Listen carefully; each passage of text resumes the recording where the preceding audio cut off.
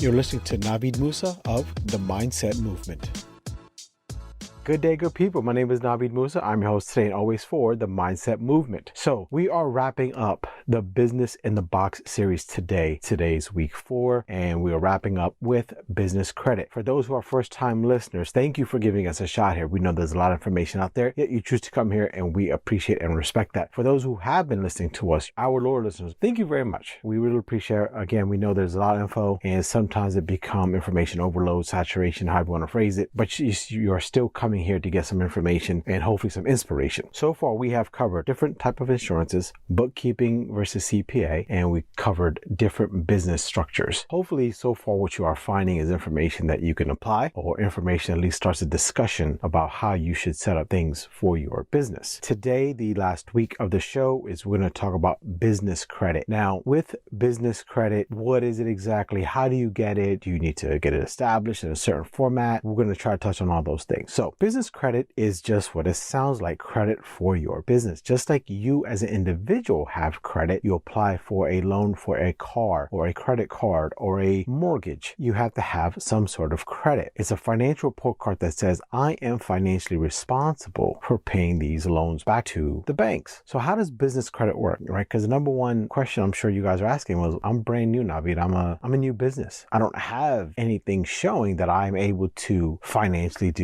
run my business the way it's supposed to be. Well, that's not 100% true. Now, before we go into it, I have to say this because we're talking about business credit and finances. This is not financial advice or legal advice. Please look for services or get advice from an actual tax professional, financial advisor, so on and so forth. So now that disclosure is out of the way, y'all can't sue me. With business credit, because you are a new business, you're still an individual at the same time. So remember, we spoke about in week 1 of Business in the Box about setting up an LLC or S Corp, whatever corporate type you want to set up. You have a tax ID. What's going to happen for the most part is that when you walk into a financial institution to apply for any kind of loan, they are going to look at some of your personal credit. However, for the most part, most of them are not going to just look at that only. Now, do not get me wrong. If you're somebody who has a foreclosure, a repossession, a whole bunch of credit card charge-offs, yeah, I'm sorry. You have a hard time getting a loan. You're going to have a hard time getting a loan, business or not. It is what it is. However, if you can show that, hey, listen, here's what I've done with my own personal items. And as you can see, yeah, there's some hiccups here, but these hiccups is because I don't have business credit and I'm using my credit cards. I'm sort of maxing them out or again, the high usages to run this business on this side. And you can show this now, right? You have credit card statements and stuff like that. And you can show on your business and this is the kind of business that I've done. I've spent this much money and I've got this much money back in. If you can show those items, the lenders will at least start listening to you, because some lenders, not all, go beyond just a credit score. They look at what is the product or the service you're providing. Is that something that is long-term? Is that something that has longevity? Does it have scalability? Is it something that is going to be around forever and ever and ever, right? So they look at that stuff and they look at you as far as how you conduct yourself and how you conduct your business. And that report card of how you conduct everything is your bank statements and your business stuff. So remember we spoke about, I think it was week 2, we spoke about bookkeeping versus CPA. And if you haven't heard it, please go back and listen to that one. The bookkeeping versus CPA, I mentioned how a bookkeeper is the lifeline of your business. You need to have a good set of books. And this is where, when you go for business credit, this is where having a good set of books, a good bookkeeper, if it's you or somebody else, comes in handy, because you should be able to give them a financial report card. Normally what they call it, the banks rather, they call it a profit and loss statement, a P&L. So they want to see your P&L, whether it be for the year, for the quarter, for the month, whatever it may be. And what they'll do is they'll look at that and then they'll ask you questions. What about this? If there's items in it that need explaining, you obviously they'll question you on it. But the purpose of the business credit is that you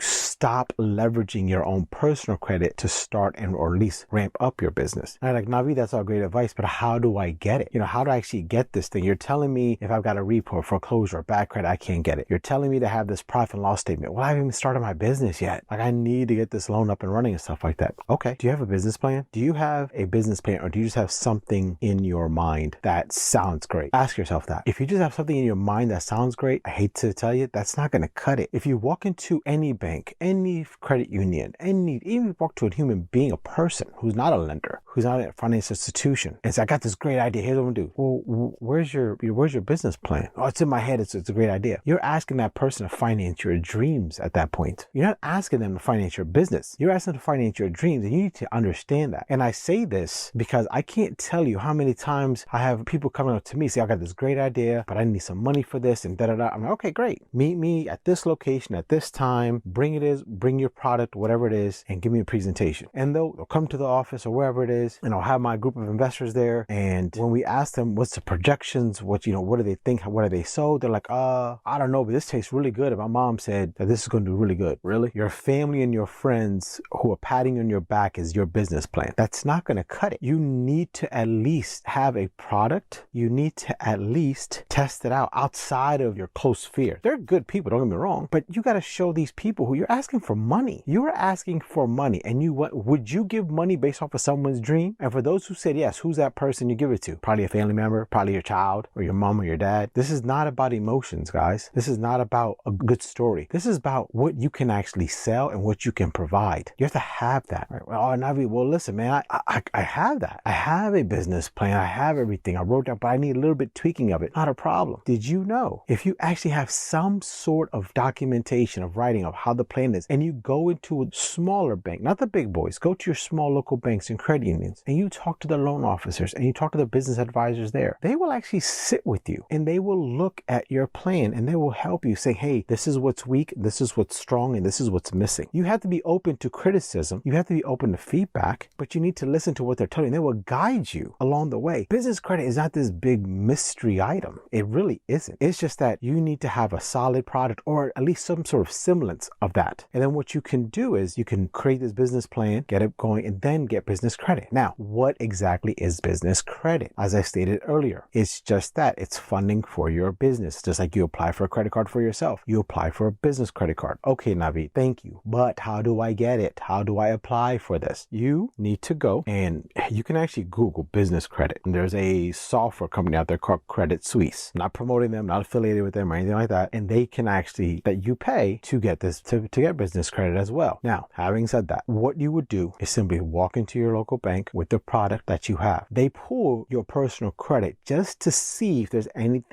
red flags. Okay. Then what they may do is look at your product and they may say, okay, we can either give you a credit card or a line of credit. When that comes out, that line of credit or that credit card, that doesn't show up on your personal credit. The inquiry they did shows up on your personal credit. Okay. So the inquiry stays on your record for 2 years, called a hard inquiry. That stays on your personal record for 2 years. But the actual line of credit doesn't go against your personal credit. So it doesn't go against your debt ratio, right? So now you have this credit. This credit is used strictly for your business. Anything business related, supplies, uniforms, travel, whatever. That's what it's used for. And they want to make sure that you're using it for that way. And this is why they kind of look at your personal credit when you're a brand new business. Right now, let's say if you're somebody I've been in business for 1 year, 6 months, and I have books, I have this stuff. Great. You would take your 6 months, 1 year books, your profit and loss statement. Remember, we talk about this. You got to make sure you got a good bookkeeping system. You take all the documentation, walk into a bank, walk into a credit union, and you let them know, here's what I'm looking for. I'm not saying they're going to say yes right off the bat, but if you want to give yourself a fighting chance, if you want to at least have some direction, listen to what I'm telling you. That's all I'm saying here, is that if you want to be given a fair shot, you have to take the shot. And the only way to do it is to actually walk in with what you have. Now, they may say no. That doesn't mean what you have is crap. It just may not be strong enough for them. But a good lender, a good financial institution will tell you, hey, if you can give us this and this and that, come back to us. We can work with this. That's how you know you've got a good lender behind it. And that's why I always tell people, go to credit unions personally. Go to a credit union, go to a local bank, because they'll listen to you. They're local. They're based in the town that you guys both work in and service, and they want to see you succeed. Especially now, small businesses are being decimated, and so they want to see them succeed. So there's a lot of programs out there. Obviously, you've heard about small business SBA loans. Google that, learn about that. Talk to a local chamber of commerce. They are very, very helpful. And I recommend any small business member, you should join your local chamber of commerce. And people look at, that's a couple $100 or whatever it may be. You're not spending it. That's an investment. That's an investment into your business. Everyone is so easy to spend money on college and college books and not think twice about it. Well, that's what you're doing here. You're basically spending money on an educational resource, when you spend money on belonging to a chamber of commerce, when you spend money on learning about business credit, bookkeeping, basics of accounting, P&L statements, statement of work, so on and so forth. That's what you're spending your money on. It's not spending, it's an investment rather. So just keep those things in mind, that business credit is something that's not as hard as we're making it, that it's out there looking to be,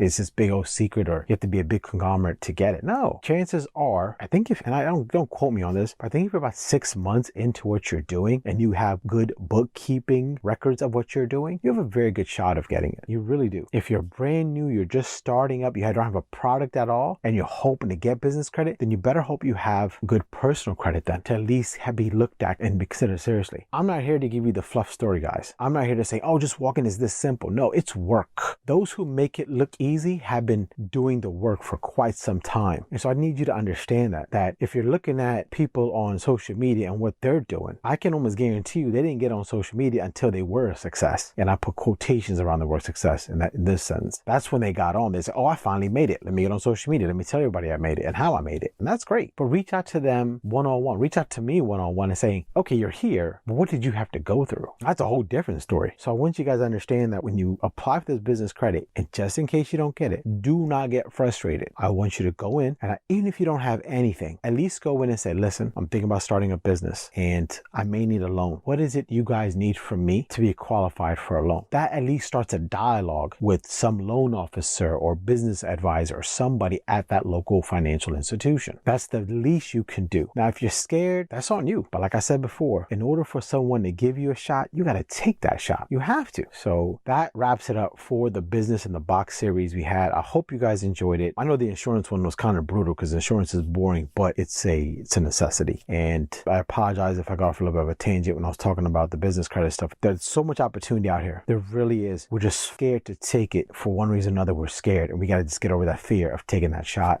We have to come over that fear of being rejected, and we need to learn from that rejection so it becomes an acceptance down the road. So y'all know the name Navid Moosa. Y'all know the channel Mindset Movement. Thank you again for listening. Hope you enjoyed the series. And as I say always, take care of the client. Everything else will fall into place. It's really that simple. Take care of the client and everything else will fall into place. Take care. Have a good week. Be safe. Be good to each other. See ya.